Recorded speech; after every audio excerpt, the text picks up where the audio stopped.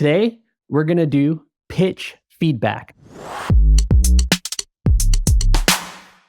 This is some of the most impactful experiences that I've been able to provide many founders, countless founders. They give me their pitch and then I give them two different perspectives. One perspective is from investors and like what they would say and the questions they would ask and the impression they would get. And then I go deep into giving feedback on the pitch itself. All right, let's jump in. 60 seconds. What do you got? Awesome. Yeah, so my startup is Roster. So for a second, picture the last time you watched a movie. Movie's over, the credits are rolling, and there's just hundreds of names scrolling by, right? You're at this point, you're looking for the next thing on Netflix. Those names, that's what Roster is all about. So we're talking the production assistants, the cinematographers, right? So Roster is aiming to be a networked marketplace, a professional networking space for folks in the film, TV, and commercial entertainment space. Could pivot or move over to live events as well, which is my background. I've met you before. I worked at Lend with Chris Carver a decade ago.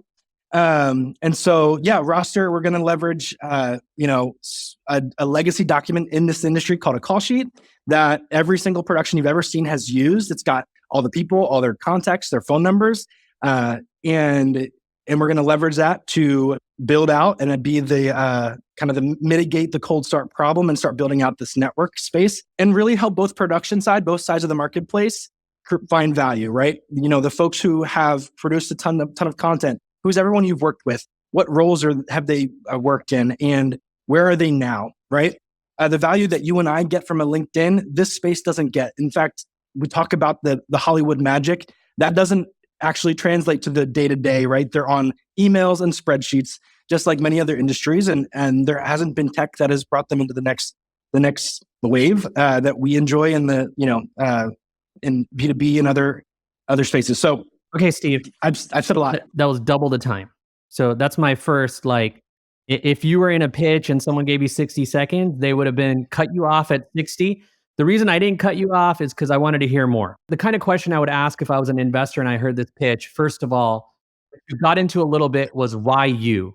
So I'd be like, why are you the right person to build this? And why are you the right team? And then the next thing I would ask about, because this is a industry that's probably unfamiliar with people on the level of underneath, the one layer beyond the credits is like, oh, how are you going to get distribution? What's the deal? Okay, so now the feedback. Okay. You started out real strong, but then you rambled so long and you repeated yourself and all this stuff. But I captured certain things that were valuable there. So my advice for you here is this: knowing that you worked on a marketplace before, knowing that you worked on an event marketplace that's similar would be really valuable to the investors to understand why you. Now, let me tell you what I got that you probably didn't understand, and that's why you kept going. When you say those credits at the end, and these are all, there is so much emotional resonance you could have, not because I watch a movie, I see the credits, but I watch an amazing movie, I see the credits, I don't care who's behind it, frankly, but somebody cares. And so what you're saying is you're using that to help me understand, in my context, what the issue is. The issue is those people in the credits are not aggregated like IMDb or LinkedIn. And so to me, this is an aggregation play of bringing a bunch of humans that do a job together in what you would call a verticalized LinkedIn. And I'm not a fan of using other companies as examples, but a verticalized LinkedIn in the entertainment industry for all the people who are actually getting that production done, dude, that's a clear, crisp pitch. And I even know everything you're probably going to do. So then the only questions I have are why you and how are you going to get distribution? So if you can cut down that first part to 10 to 20 seconds, then you have 40 seconds to tell me why you and what your distribution strategy is. And honestly, you're done. That's so helpful. And do I get to tell you the answer, or do we have time? I'll give you another 30 to 60 seconds so you can tell me the answer. Since Lend, I went on to ServiceNow, and then I went to Wrapbook. Wrapbook is the kind of the startup for entertainment payroll. They raised 27 million from Andreessen, and then 100 million from Tiger Global.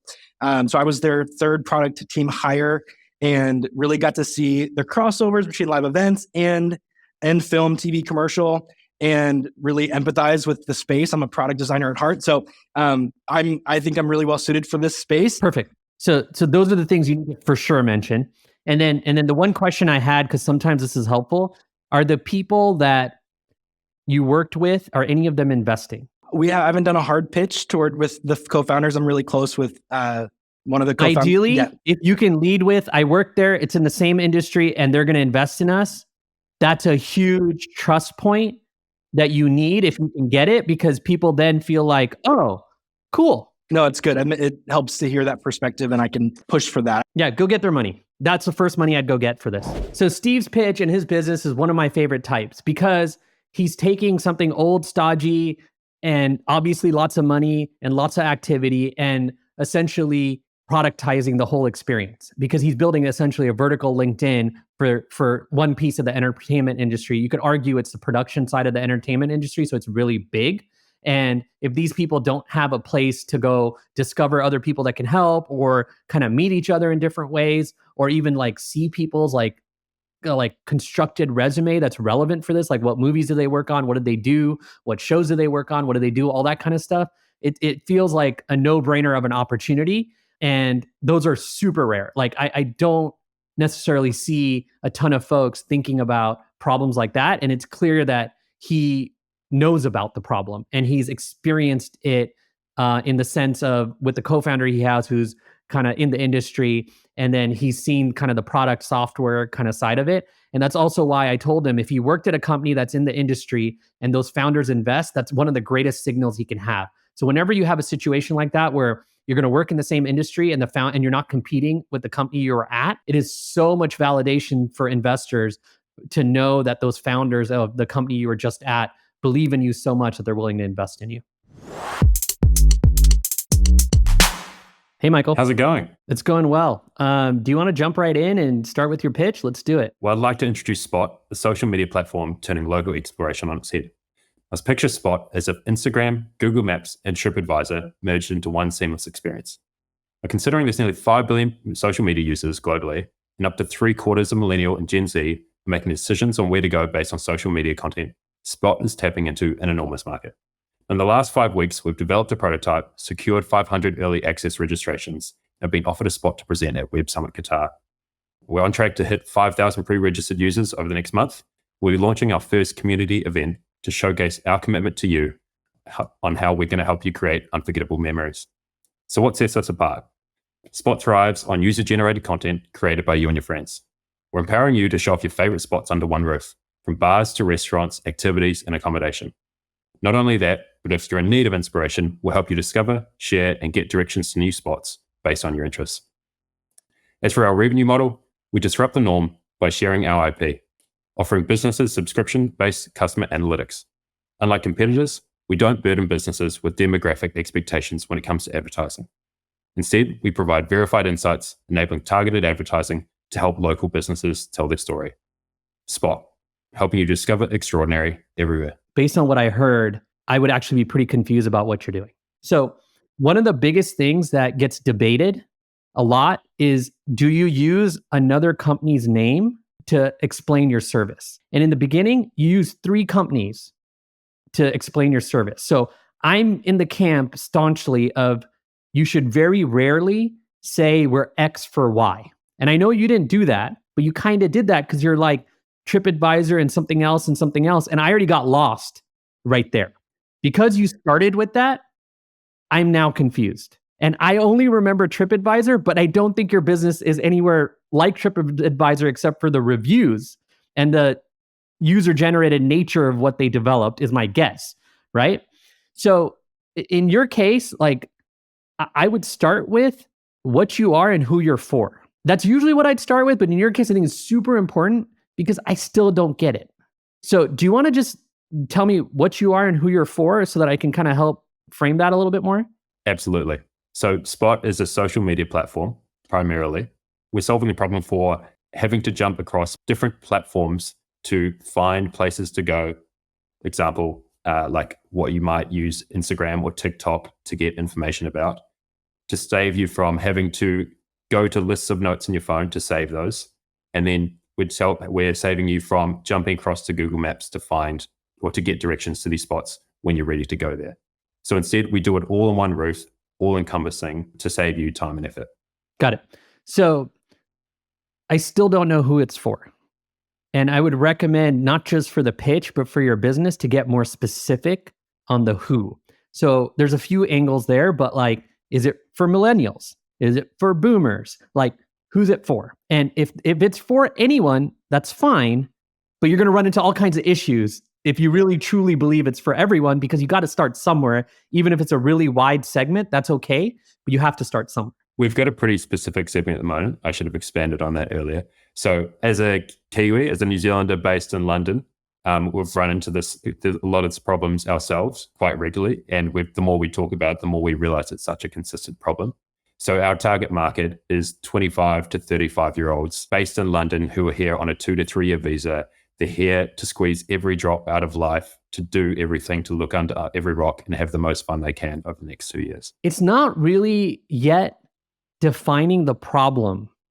And I think you need to define the problem with a product like this, because it's too easy to say, we're going to put 3 things together. And I think people will call bullshit on that kind of thinking when you say it. When you do it and it works, there's no bullshit. Fine, great, it worked, right? Like without Flickr existing, Instagram wouldn't exist. But could someone have said, this is what Instagram is, and convince you it's different than Flickr? Maybe not, right? It's like Flickr with filters and it's mobile. That's not good enough. That doesn't give people the problem it's solving. So what I love about what you just told me is you help me define the segment in my head that you're targeting, which then gives me a very clear impression of the problems, even if you haven't stated them, especially the way you said it. So it's not for people who are local experts. It's for people who are traveling and want to get the most out of their travel experience. Now, you could argue with me and say, actually, it's for people who are temporarily moving somewhere and they know it's temporary, so they're not going to invest in the area, but they still have this need of wanting to discover new things to do in the area because they're new. So everything's new to them. That resonates with me more. And that doesn't get into this whole, it's like this or like that. This is where we got our inspiration. None of that matters. What matters is you found a gap in the market. And I, as an investor, need to understand what that gap is you found and who is perfect that you can fill the gap for. And so usually I could be really crisp and say, blah, blah, blah, blah, blah, and your pitch is done and you're good. But like in this case, there's so many nuances that I don't understand by your long pitch that like I could get it wrong. But let me give it a shot. So what you can say is the founders of this company, Spot, we moved to a completely foreign country. And we did it for XYZ purpose. I don't know your purpose.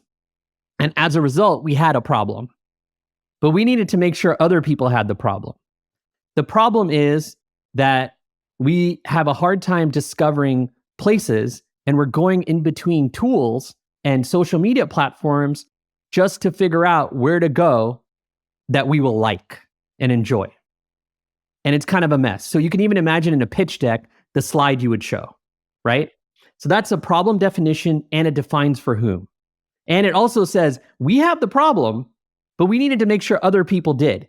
The reason I said that and then stopped is because after you explain the problem and all that, then you can go and say, and this is our traction so far. And that's why I said we needed to make sure other people have the problem. Because one of the fears of investors when you say, I have the problem, is they're wondering if other people have the problem. And as you can imagine, most of the people you're pitching, they don't have this problem. So you have to educate them on the problem and how hard this problem is to solve today and how your solution is what you're kind of going after. And then they want some validation. To your point in your original pitch of telling me all that, that's kind of what it is. And so ultimately, you're building a new social media platform for a certain type of traveler. That's the way I think about it. Really appreciate your help. Thank you so much, Hayden. Of course, Michael. Take care. Now I'm going to do a rapid fire round where I'm going to answer questions from the audience as fast as I can. Let's get started. First question. Do you have any tips for pitching investors over Zoom? Oh, I love this question. Why do you think it's any different? It's not any different. you're just talking to another human being. It doesn't matter if it's over Zoom or in person, because everything I've heard from people about, oh, the mannerisms and like, I can't see their reaction and this, that, and the other. It's like, hey, you have a story to communicate. It's your story. Own the story. And if you own the story, it doesn't matter if you're in person or you're on a Zoom and you're telling the story, it's your story. You should be passionate about telling your story. Just get good at that, and it doesn't matter how you're pitching. It's probably not the advice you thought I'd give you, but I don't have any tips for pitching on Zoom except get good at telling your story. Is there one thing that all great pitches have? Great pitches have great storytelling that is an honest, accurate story about you. And that doesn't have to be this whole practiced story or something that you spend a ton of time perfecting. It actually should be a genuine story. So I think the best pitches have genuine storytelling from the founder about what they're doing, why they're doing it, how they're doing it, all the details of it, but it's formatted in a way where it's like their journey. So it's pretty much like, I want to hear your journey. I want to hear why you're working on this. I want to understand you, the human, and your motivations around what you're doing. And that's more important than anything else. That's why I would say great storytelling is really about a genuine journey that you've gone on and your ability to express that. Because then people will believe the journey you say you're going to go on next. And that's really what they're funding. What's the most common mistake you've seen when people are pitching investors?